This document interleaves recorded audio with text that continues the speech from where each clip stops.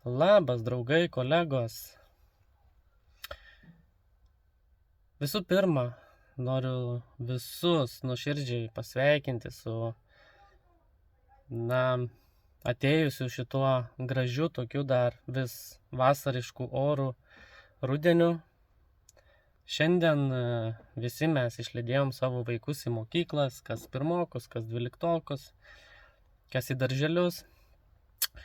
Ir visi grįšim vėl į tą pačią rutiną, vaikus vežti į mokyklas, skubėti į darbus. Ir visiems noriu palinkėti, kad užtektų jėgų šiems metams. Na ir tikiu, dar vasara nesibaigė. Na ir šiandien grįžus iš rugsėjo 1, nes buvome išvažiavę su vaikais, dar pasilinksminti, nepaleidžiam tos vasaros, bet, kaip sakoma, nori tu to ar ne, vasara baigėsi, ateina ruduo, tad kartu su šituo rudens diena noriu pasidalinti su visais vienu įvykiu, kas mūsų įmonė jau buvau pasidalinęs ir anksčiau, bet jau šiandien parsivariau ir automobilį. Ir jau nuo rytojaus į kelius išriedės dar viena transporto priemonė, kuri, džiugins jūs, užsakovus, mūsų darbais, medinių konstrukcijų statyba. Tai einam pažiūrėsim, ką parsivariau. Tai turim štai tokį gražų automobiliuką, paruoštas, apklijuotas su mūsų logotipais. Kaip sakoma, gandrai jau išskrido, bet nereikia nusivilti. Vieni gandrai liks ir žiemos čia, mūsų kraštuose. Tai mano ekipažas ir naujasis ekipažas, kuris važiuos su šituo gražiu Forduku. Ir džiugins darbais, kuriuos atliekame mes. Einam pažiūrėsim iš galo. Man atrodo, kad dar kažko trūksta ir ant šono, bet nesinori labai jau apipaišyti automobilių, nes jau atrodo per daug. Iš galo atrodo taip pat kaip maniškis. Tik tais čia dar dadėjom rekvizitus. Štai, turime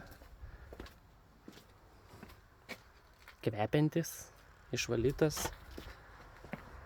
O čia mano.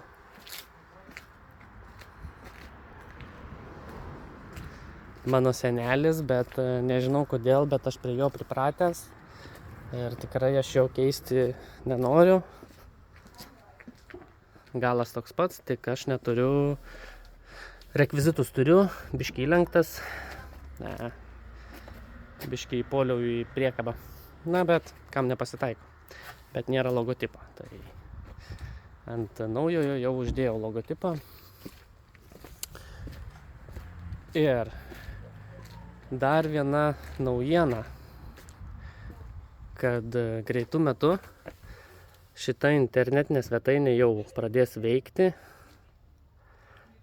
Ir su šita internetinė svetainė bus kitas vaizdo įrašas, ką planuoju joje atidaryti.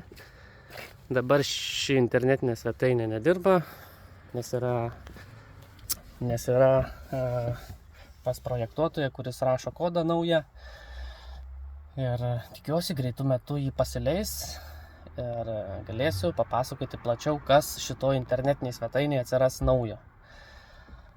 Tai ką, draugai, visus su rugsėjo 1 ir linkiu geros likusios savaitės, gerų nuotaikų ir kas svarbiausia, duris užsidarė. Ir kas svarbiausia, mažiau to tokio pykčio, negatyvo, nes vasara dar nesibaigė ir bent jau pagal orų prognozę, ji dar tikrai iš mūsų šalies nesitrauks. Tai gera būti rugsėjyje.